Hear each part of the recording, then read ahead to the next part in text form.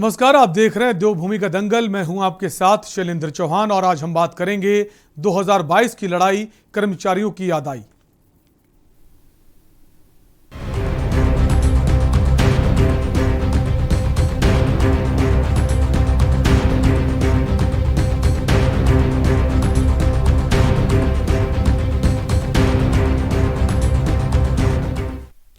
उत्तराखंड में एक बार फिर से कर्मचारियों का मुद्दा गर्मा गया है। दरअसल तमाम कर्मचारी संगठनों के आंदोलन के बीच कांग्रेस भी खुलकर कर्मचारियों के पक्ष में उतर आई है।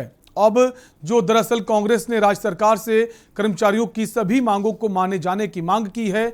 इसके साथ ही कांग्रेस ने सरकार से कर्मचारियों के डीए को 25% करने की मांग भी उठाई है। यानी समझा जा सकता है कि चुनावी वर्ष में अब कर्मचारी संगठनों के साथ ही कांग्रेस भी सरकार की टेंशन को बढ़ाने वाली है। ऐसे में सवाल उठता है कि क्या कोरोना से बदहाल राज्य की अर्थव्यवस्था के बाद भी सरकार वित्तीय घाटे को भूलकर कर्मचारियों की मांगों को पूरा करेगी? आज हम इसी पर चर्चा करेंगे। उससे पहले ये रिपोर्ट देखिए।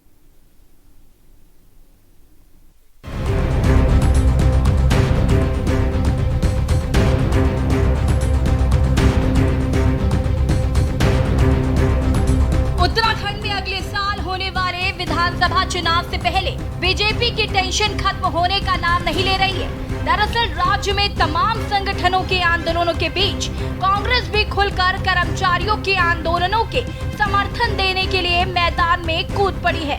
दरअसल कांग्रेस प्रदेश अध्यक्ष गणेश गोदियाल ने सरकार से जल्द कर्मचारियों की मांगों को पूरा करने की चेतावनी दी है। ऐसा न होने पर सड़कों पर उतरने को लेकर भी सरकार को चेता दिया है।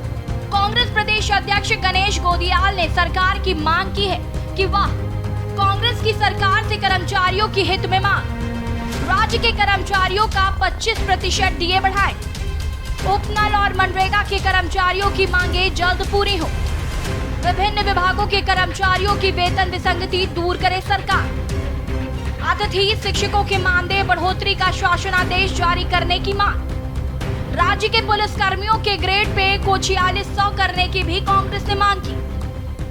मुझे यूपी और केंद्र से कोई लेना देना नहीं है। मैं बहुत स्पष्ट कहना चाहता हूं कि सरकार हमारे कर्मचारियों का कम से कम 25% डीए जल्दी से जल्दी स्वीकृत करे। कोई बहाना नहीं चलेगा। आपने पिछले साल कोविड का बहाना करके और ये सब किया।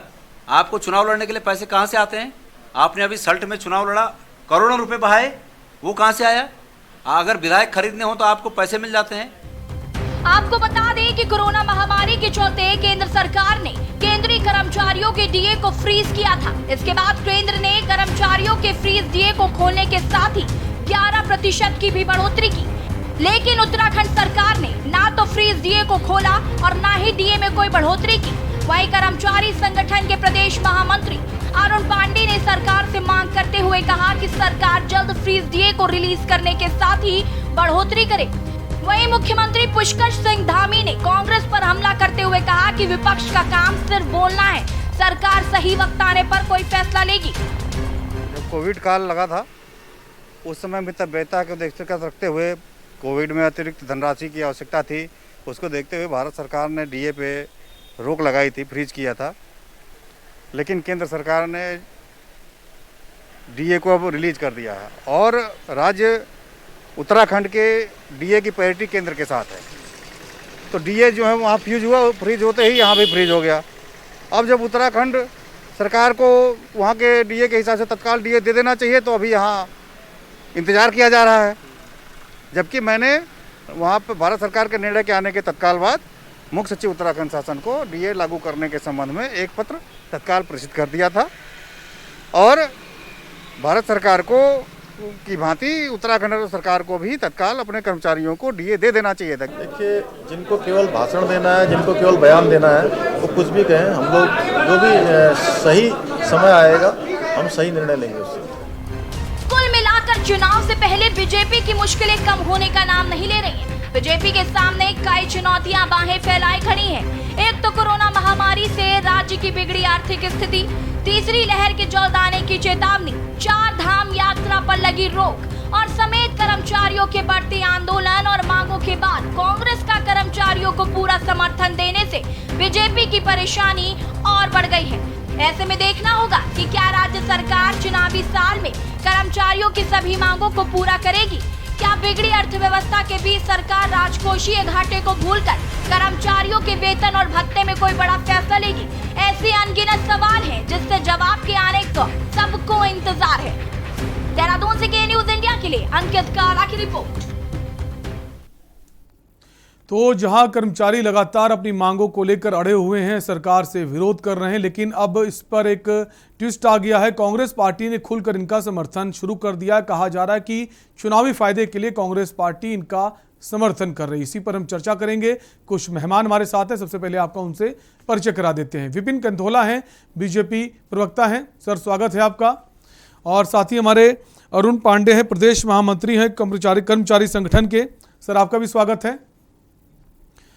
विपिन जी, सबसे पहले आपसे ही सवाल है। अभी तक लगातार कर्मचारी प्रदर्शन कर रहे थे, अब इनकी संख्या और बढ़ गई, लेकिन अब कांग्रेस भी खुलकर समर्थन में आ गई है। अब कितनी बड़ी चुनौती है सरकार के लिए, जहां एक तरफ अर्थव्यवस्था ठप पड़ी है, ऊपर से इनकी मांगों को पूरा करना है? देखिए, जहां तक कर्मचारियों की बात है, कर्मचारी हमारे देश के रहने वाले रिहायशी है, हमारे भाई हैं, हमारे रिश्तेदार हैं। कई हमारे रिश्तेदार भी कर्मचारी हैं, ऐसा नहीं है। देखिए, कांग्रेस है, बातें करने में क्या जाता है, बातें करने में क्या जाता है, डिमांड करने में क्या जाता है। उन्हें पता है कि देखिए, जो ये चुनावी वर्ष है और किसी भी तरीके से कांग्रेस और विपक्षी दल जो है वो इस प्रकार की बातें और डिमांड करते रहेंगे। लेकिन हमारे कर्मचारी भाइयों को भी पता है कि किस परिस्थिति और किस स्थिति में इस समय सरकार है और किस प्रकार का माहौल इस समय पूरे देश के अंदर। इसलिए जिस प्रकार से बहुत सारी चीजें हम केंद्र पर आज केंद्र सरकार हमको बार बार सहयोग करती है। केंद्र सरकार हमको चाहे किसी भी परिस्थिति में हो, जो डबल इंजन की सरकार है, हमारी सरकार ने जो कमिटमेंट जनता से किए थे, जिस कमिटमेंट के तहत 2017 में हम चुनाव में आकर के प्रचंड बहुमत की सरकार हमने बनाई थी, उस पर हम निश्चित रूप से काम कर रहे हैं। और अगर जो बात की जाए तो हमने अभी तमाम विभागों में, कई परिवहन विभाग के कुछ कर्मचारियों, परिवहन विभाग में उनकी सैलरीज का मामला था, वो लटका हुआ था, उस पर सरकार ने तेजी से काम करते हुए उन पर फंड जारी किया है। अभी आशा कार्यकर्तियों का मानदेय बढ़ाया है। अभी जो विधवा विकलांग जो पेंशन हैं, जो बेचारे आपको पता है कि किस परिस्थितियों में रहते हैं, उनकी पेंशनों को बढ़ाने का काम किया है। उपनल कर्मचारियों की समस्याओं, जो उनकी समस्याएं थी, उन्हें जो है निदान करने का काम किया। और कांग्रेस से देखिए, कांग्रेस के पास आज मुद्दा नहीं है, कांग्रेस के पास आज कुछ बचा नहीं है। कांग्रेस ये जानती है। ठीक है विपिन जी, लेकिन चुनौतियां बहुत हैं। आपने हालांकि कई जो विभाग हैं उनकी समस्याओं को हल किया, लेकिन अभी भी बहुत सारे विभाग ऐसे जहां के कर्मचारी परेशान। एक ब्रेक का वक्त है, ब्रेक के बाद चर्चा को आगे बढ़ाएंगे।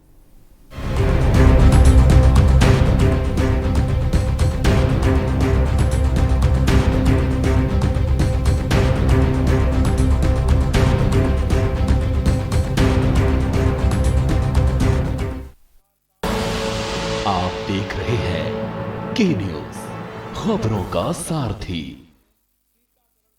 अगर कोरोना महामारी के चलते आपके या आपके किसी जान पहचान के परिवार में कोरोना से मृत्यु हुई है तो आप हिम्मत न हारें। दिल्ली सरकार आपके साथ खड़ी है। कोविड से अपनों को खोने वाले परिवारों के लिए दिल्ली सरकार ने मुख्यमंत्री कोविड-19 परिवार आर्थिक सहायता योजना शुरू की है।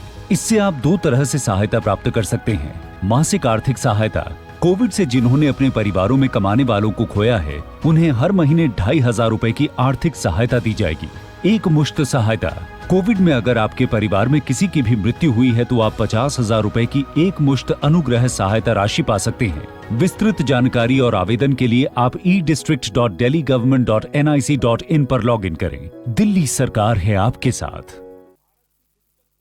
खुदी को आजमाया है तो ये अंदाज आया है, खुदी को आजमाया है तो ये अंदाज आया है। तुम में भी मैं हूं, शुद्ध प्लस पान मसाला। कोविड संक्रमण के बीच आर्थिक संकट से जूझ रहे पर्यटन उद्योग और चारधाम यात्रा से जुड़े कारोबारियों के लिए मुख्यमंत्री श्री पुष्कर सिंह धामी ने लगभग 200 करोड़ रुपए के आर्थिक पैकेज की घोषणा की है, जिसका लाभ लगभग 1,64,000 लोगों को मिलेगा। इसका एक ऐसा सिस्टम बनाएंगे कि ये जो धनराशि है वो जो लाभार्थी हैं उनके सीधे खाते में पहुंचेगी, उसमें उनको कहीं भटकना नहीं पड़ेगा, कहीं वो नहीं होगा। उसमें हम सिंगल विंडो सिस्टम के आधार पर काम करेंगे। पर्यटन से जुड़े 50,000 पंजीकृत व्यक्तियों को 2,000 रुपए की दर से 6 महीने तक आर्थिक सहायता दी जाएगी। पंजीकृत टूर ऑपरेटरों और एडवेंचर टूर ऑपरेटरों, रिवर गाइड्स और नैनीताल और टिहरी झील के बोट संचालकों को 10,000 रुपए की दर से आर्थिक सहायता उपलब्ध कराई जाएगी। इन क्षेत्रों में व्यावसायिक गतिविधियों के लाइसेंस शुल्क में भी छूट दी जाएगी। सार्वजनिक सेवा यानों के 1 लाख से अधिक कार्मिकों और सांस्कृतिक दलों को भी आर्थिक सहायता दी जाएगी। वीरचंद्र सिंह गढ़वाली एवं दीनदयाल उपाध्याय होम स्टे योजना के तहत ऋण पर 6 माह के लिए ब्याज प्रतिपूर्ति सहायता प्रदान की जाएगी। कोरोना महामारी से हुए नुकसान से पर्यटन उद्योग को उबारने के लिए उत्तराखंड सरकार निरंतर कार्यरत है। सबका साथ, सबका विकास, सबका विश्वास। आप देख रहे हैं के न्यूज, खबरों का सारथी।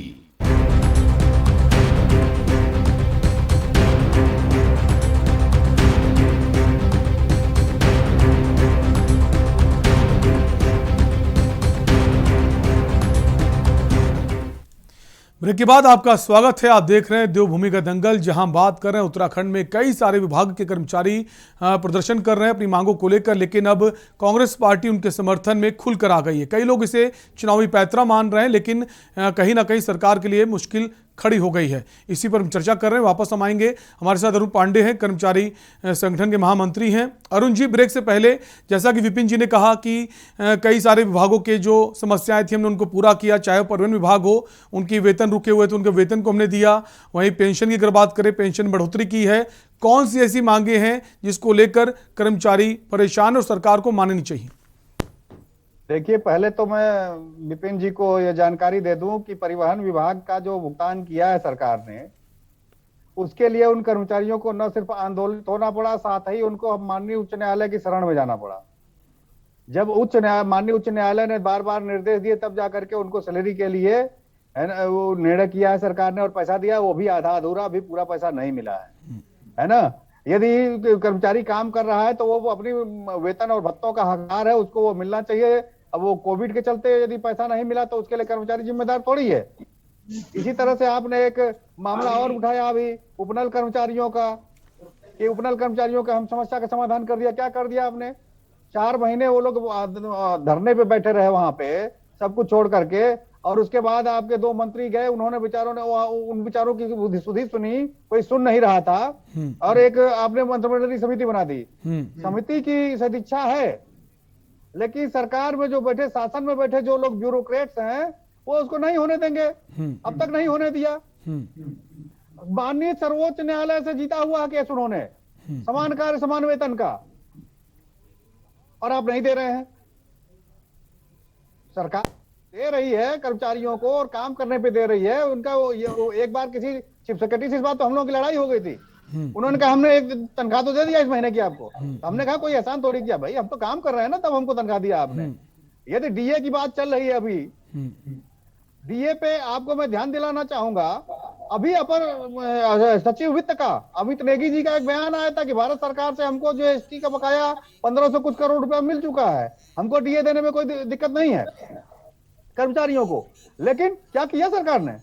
अभी भी दबाए बैठे हैं। मुख्यमंत्री जी को ऐसा लगता है आप दोनों ही को रोकना चाहेंगे। हम सीधे दिल्ली चलेंगे, जहां प्रधानमंत्री नरेंद्र मोदी टी-रूपी को लॉन्च कर रहे हैं, जिसे लाभार्थी के मोबाइल पर भेजा जाता है। इस कोड के माध्यम से सेवा प्रदाता के अकाउंट में डायरेक्ट फंड ट्रांसफर किया जाता है। सरकारी संस्थाएं, कॉरपोरेट या कोई भी सेवा प्रायोजक अपनी पार्टनर बैंक की मदद से ई-रूपी वाउचर जनरेट कर सकते हैं। सेवा प्रदाता केंद्र पर लाभार्थी ई-रूपी के माध्यम से भुगतान कर सकते हैं। सेवा प्रदाता केंद्र वाउचर के रूप में मिले QR कोड या SMS को स्कैन करेंगे। लाभार्थी के वेरिफिकेशन के लिए एक कोड लाभार्थी के मोबाइल नंबर पर भेजा जाएगा। वेरिफिकेशन हो जाने पर तुरंत भुगतान होने की पुष्टि हो सकेगी। यह वाउचर कैशलेस और कॉन्टैक्टलेस है। इसका उपयोग सिर्फ एक बार ही किया जा सकता है। यह पूरी तरह से सुरक्षित और विश्वसनीय है। लाभार्थियों की निजी जानकारी पूरी तरह से गोपनीय होती है। ई-रूपी सुनिश्चित करता है सेवाओं की टारगेटेड और लीक प्रूफ डिलीवरी, वितरण प्रणाली के सरलीकरण के साथ साथ न्यूनतम प्रशासनिक लागत। ई-रूपी सरकारी योजनाओं का लाभ जन सामान्य तक पहुंचाने की दिशा में एक क्रांतिकारी पहल है। ई-रूपी का उपयोग लोक कल्याण हेतु सरकार द्वारा चलाए जा रहे विभिन्न योजना, जिसके तहत निश्चित उद्देश्य की पूर्ति के लिए भुगतान या अनुदान दिया जाता है, को सुगमता पूर्वक लागू करने के लिए किया जा सकता है। इसका उपयोग निजी संगठनों या किसी व्यक्ति द्वारा लोगों को किसी विशेष प्रायोजन के तहत लाभ देने हेतु भी किया जा सकता है। इस दिशा में स्वास्थ्य और परिवार कल्याण मंत्रालय और राष्ट्रीय स्वास्थ्य प्राधिकरण के सहयोग से कॉर्पोरेट्स द्वारा निजी कोविड टीकाकरण केंद्र पर टीकाकरण के भुगतान के लिए ई-रूपी के पहले उपयोग का आज शुभारंभ माननीय प्रधानमंत्री जी के कर कमलों से हो रहा है।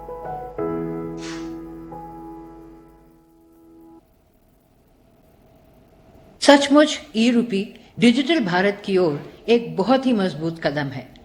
अब माननीय प्रधानमंत्री जी की अनुमति से ई-रूपी का कोविड-19 वैक्सीनेशन के लिए शुभारंभ करेंगे। आइए हम आपको ले चलते हैं वैक्सीनेशन सेंटर पर।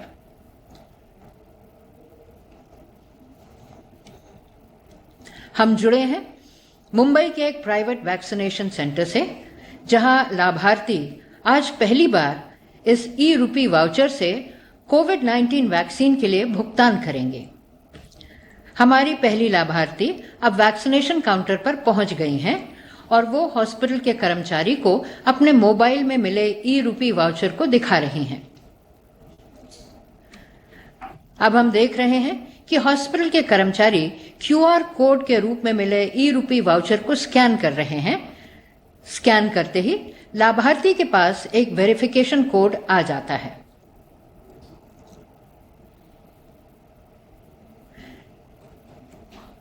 ये वेरिफिकेशन कोड लाभार्थी हॉस्पिटल के कर्मचारी को बताती हैं। Thank you. Verification code enter करते ही ई-रूपी वाउचर रिडीम हो गया है और इस तरह उसके वैक्सीन का भुगतान ई-रूपी के माध्यम से सफल हो जाता है। अब लाभार्थी कोविड-19 वैक्सीन लगवाने जा रही हैं। जैसा कि हम सबने देखा, ई-रूपी के माध्यम से वैक्सीन का भुगतान मात्र कुछ ही मिनट में बिल्कुल कैशलेस, कॉन्टैक्टलेस और सुगमता पूर्वक हुआ। हम इसी खबर पर बने रहेंगे। एक ब्रेक का वक्त है, फौरन लौटेंगे। आप देख रहे हैं के न्यूज, खबरों का सारथी।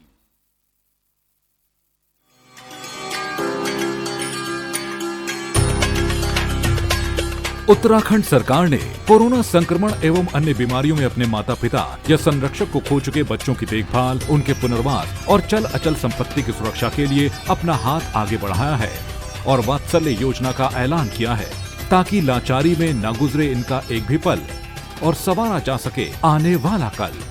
मुख्यमंत्री वात्सल्य योजना में शामिल बच्चों का भविष्य सुरक्षित बनाने के लिए राज्य सरकार ने सभी जरूरी प्रावधान किए हैं। वात्सल्य योजना के अंतर्गत उत्तराखंड में 1 मार्च 2020 से 31 मार्च 2022 तक की अवधि में माता पिता की कोरोना अथवा किसी अन्य बीमारी से मृत्यु हो जाने पर बच्चों को इस योजना के अंतर्गत सहायता प्रदान की जाएगी। वो बच्चे भी लाभार्थी होंगे जिनके माता पिता की मृत्यु पहले हो चुकी है और अब उनके संरक्षक की भी मृत्यु हो गई है। वात्सल्य योजना में चयनित हर बच्चे को 21 वर्ष की आयु पूर्ण होने तक 3000 रुपए की आर्थिक सहायता हर महीने मिलेगी। ऐसे बच्चे को सरकारी नौकरी में भी 5% का क्षैतिज आरक्षण मिलेगा और साथ ही बच्चों की रुचि के मुताबिक उनके कौशल विकास पर भी ध्यान दिया जाएगा। कोरोना के मुश्किल समय ने जिन बच्चों की आंखों में आंसू भर दिए, उनके चेहरों पर वात्सल्य योजना मुस्कुराहट लाएगी। अधिक जानकारी के लिए विजिट करें www.wecd.uk.gov.in। कॉल करें 7579 215264 पर कोरोना में जो बच्चे हुए अनाथ, उत्तराखंड सरकार थामेगी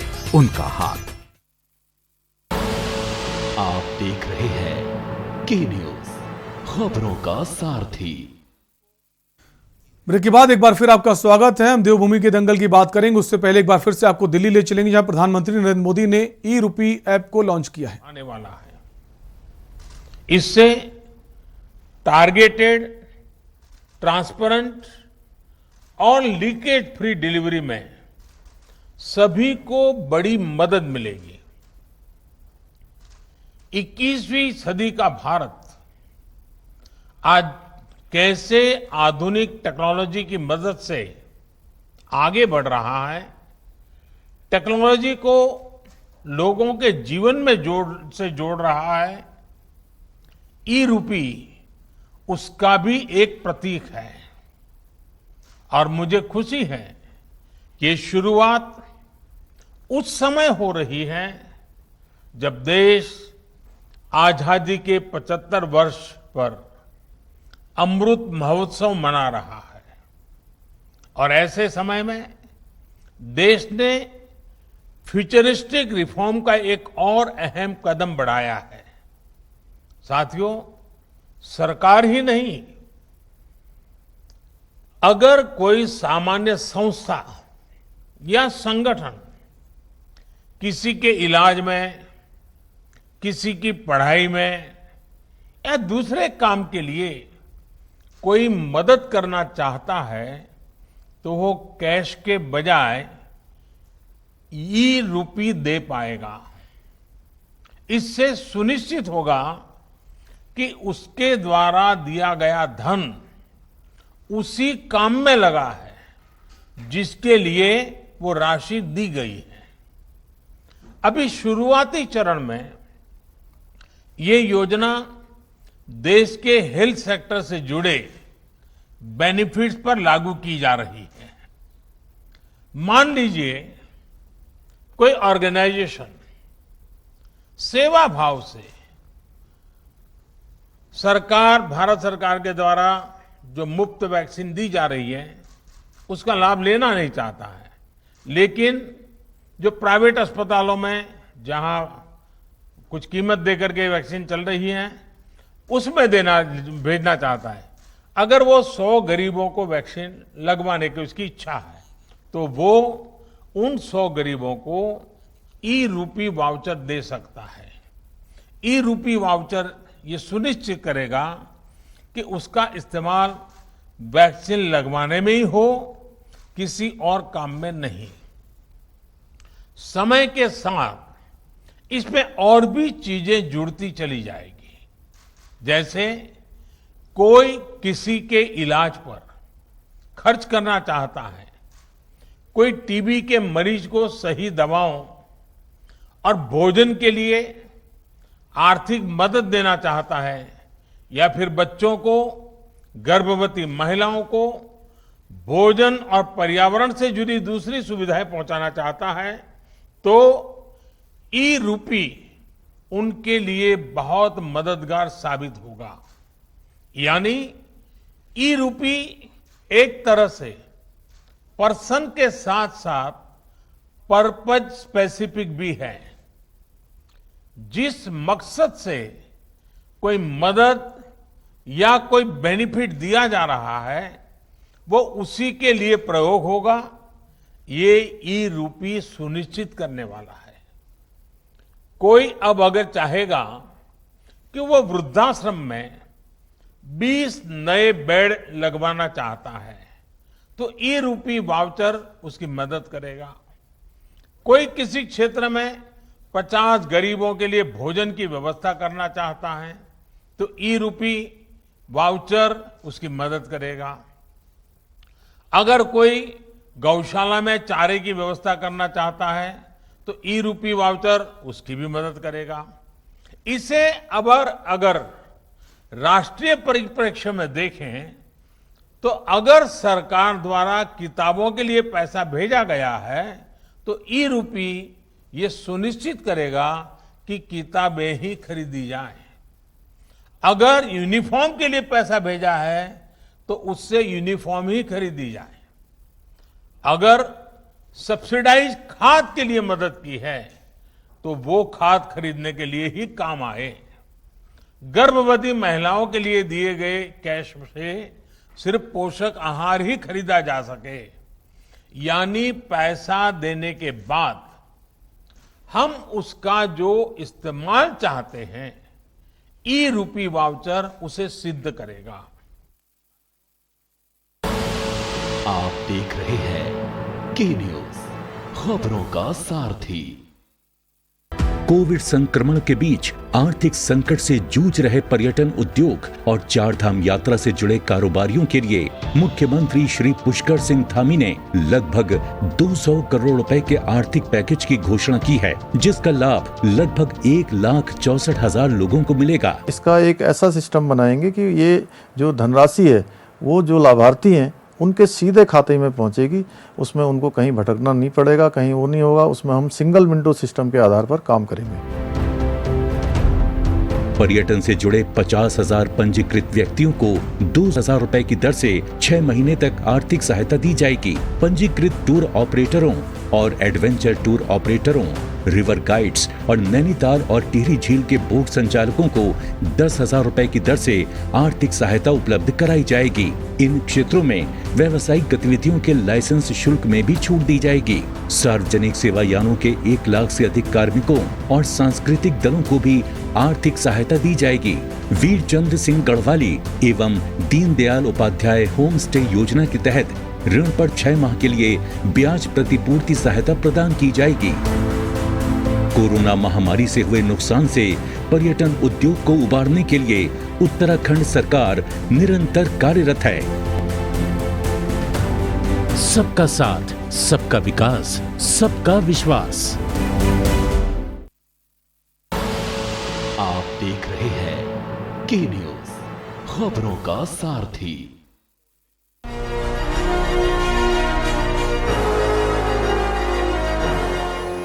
St. Francis Academy Aurelia congratulates all the class 12th students for their robust performance in class 12 board exams. I really appreciate and thank all the faculty members who prepared them to achieve these great heights. And a special word of appreciation to all the students who entered into 90 Club and for their fabulous performances. I wish them a bright future ahead, and may God bless you all, and my prayers to you all. Be safe, take care. Thank you. आप देख रहे हैं के news, खबरों का सारथी।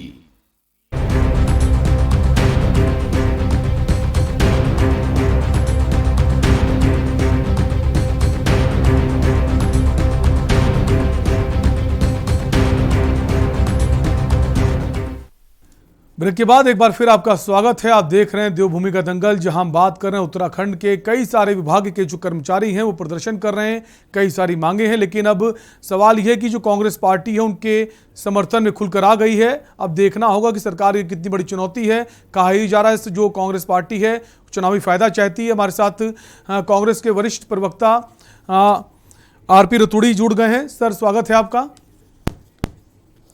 रतूड़ी जी, कैसे देखते हैं, कहा ही जा रहा है कांग्रेस पार्टी चुनाव से ठीक पहले उनके समर्थन में आ गई है, इतने समय से क्या कर रही थी पार्टी? अब देखिए, अगर भारतीय जनता पार्टी को इतनी तकलीफ है कि कर्मचारियों के पक्ष में आए तो कांग्रेस राजनीति करती है, किसानों के पक्ष में आए तो कांग्रेस राजनीति करती है, अगर महंगाई के विरोध में आए तो राजनीति करती है। अब आज कर्मचारियों के पक्ष में आना, जब केंद्र सरकार ने डीए जो फ्रीज कर रखा था उसको खुला कर दिया, तो प्रदेश सरकार पर हम हल्ला नहीं बोलेंगे कर्मचारियों के हितों में। एक तरफ आप महंगाई बढ़ा रहे हैं दुनिया भर की, और एक तरफ आप कर्मचारियों के डीए को फ्रीज कर रहे हैं, क्यों नहीं? अब बाकी प्रदेशों ने भी केंद्र सरकार की देखते हुए, केंद्र सरकार के आदेश को देखते हुए उन्होंने उसको जो फ्रीज कर रखा था उस डीए को उन्होंने खत्म कर दिया, डीए देने की बात कर दी। तो उत्तराखंड सरकार को कर्मचारियों के हितों की रक्षा करने में अगर कांग्रेस आगे आ रही है तो इसमें दिक्कत कहाँ आ रही है, इसमें राजनीति कहाँ दिख रही है आपको? नहीं रतूड़ी जी, सवाल यह है ना कि अभी तक कांग्रेस पार्टी क्या कर रही थी?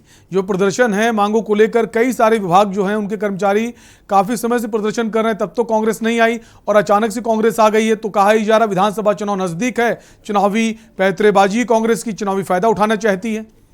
नहीं, ये भारतीय जनता पार्टी की गलत बयानी है और गलत सोच है।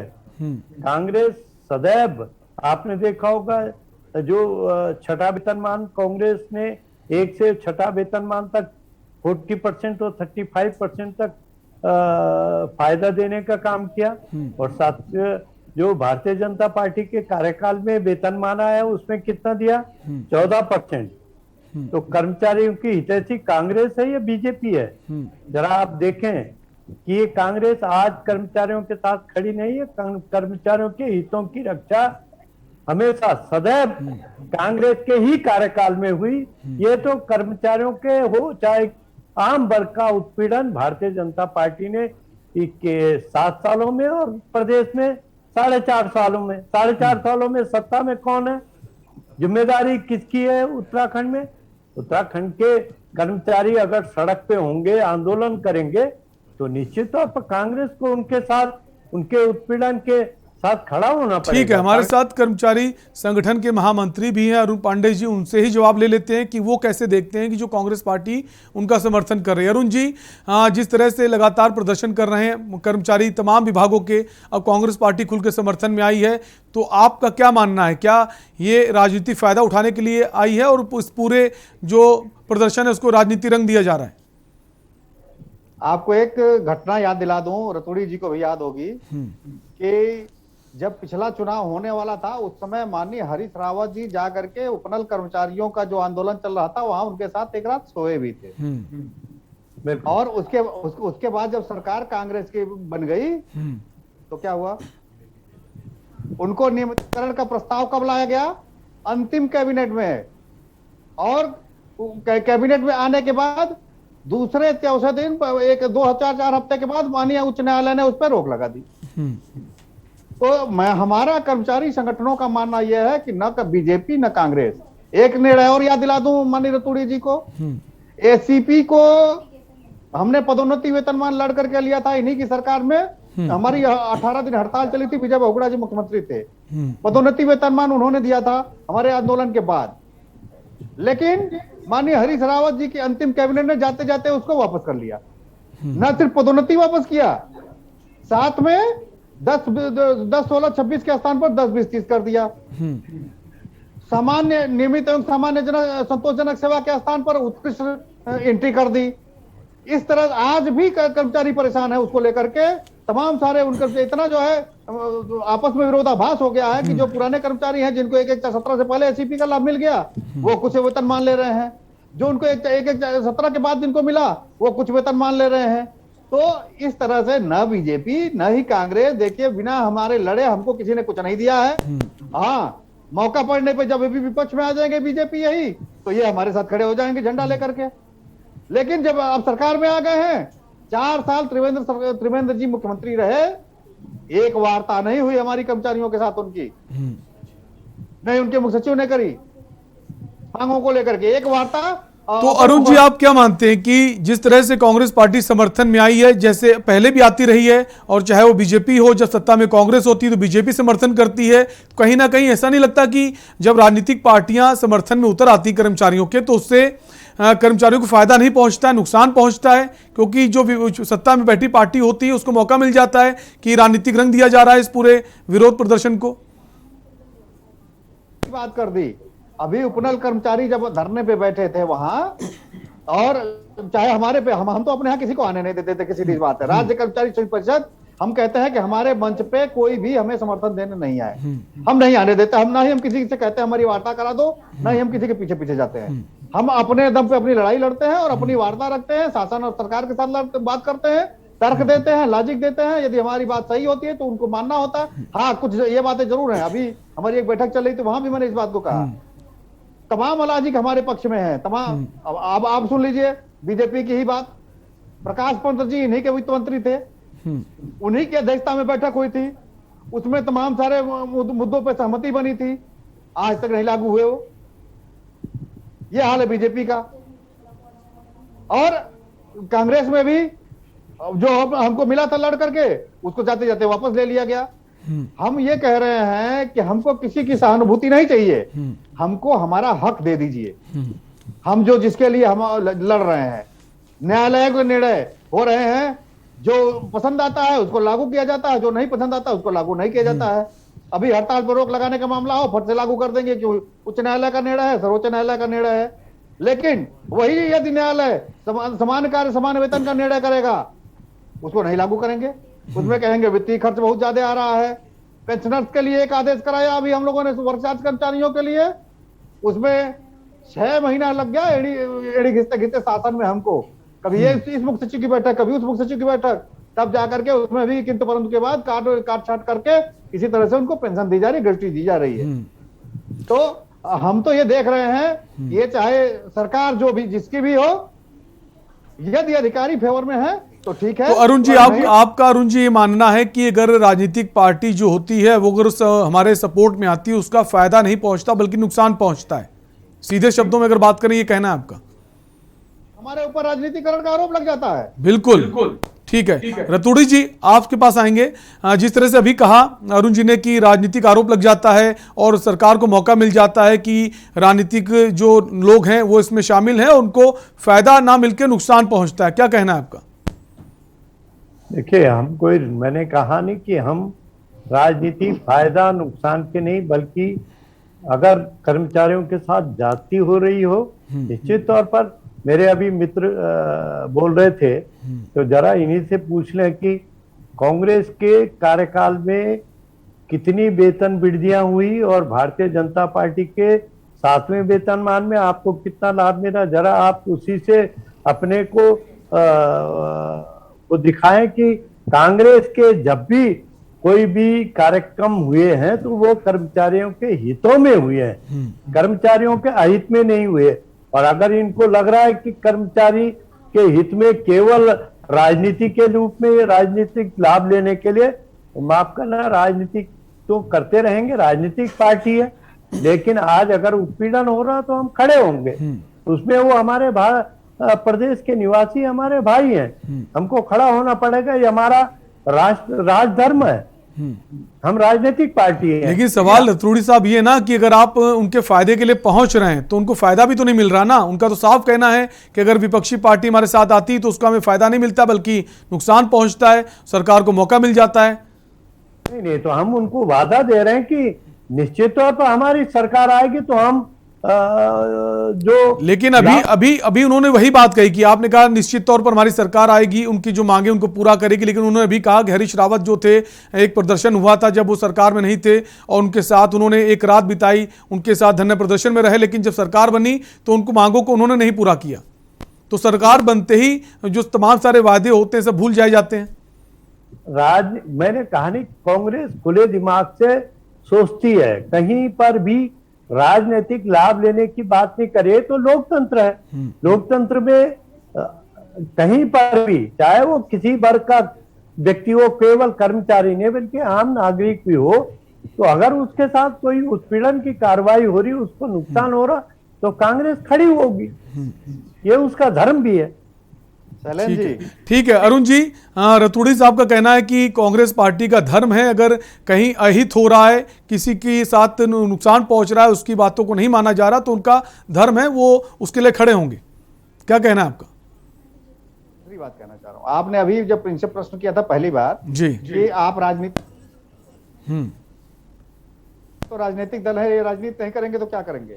इनको तो राजनीति करनी ही करनी है। हाँ, इसके साथ इन्होंने एक बात अच्छी कही कि हम भी प्रदेश के ही जनता हैं, प्रदेश के अंग हैं, और इनका यह भी धर्म बनता है कि यदि हम कुछ मांग उठा रहे हैं तो उसके साथ उठें। लेकिन होता क्या है, मौका देख करके न उठावें। है ना, कि हमने कोई मांग उठाई और पीछे से आ गए कि साहब चलिए हमें आपका समर्थन है। बिल्कुल, मौका देखकर आप मौके का फायदा ना उठाएं। अगर आपको मांगे उठानी थी, उनका समर्थन करना था, तो काफी सारा वक्त पहले था, तब आप नहीं आए। अब चुनाव का समय बचा है तो आप वहां आ गए हैं और साफ तौर पर इसे राजनीतिक फायदा ही कहा जाएगा। बहुत बहुत शुक्रिया आप दोनों ही का इस चर्चा में शामिल होने के लिए। वक्त का कम है, हमें अपने कार्यक्रम को यहीं समाप्त करना होगा। तो हम चर्चा कर रहे थे उत्तराखंड में जो कर्मचारी हैं तमाम सारे विभागों के, वो लगातार प्रदर्शन कर रहे हैं। अब कांग्रेस पार्टी भी उनके सपोर्ट में आगे देखना होगा क्या इससे कर्मचारियों को फायदा मिलता है या नहीं। फिलहाल चर्चा में इतना ही। देखते रहिए के न्यूज़ इंडिया। नमस्कार।